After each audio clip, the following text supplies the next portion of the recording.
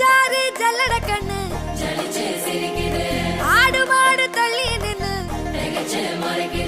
கோலக்காட்டு பொம்மை எல்லாம் தோக்கா திரியுது தொக்கா போட்ட அக்கா பார்த்து காக்கா மிரளுது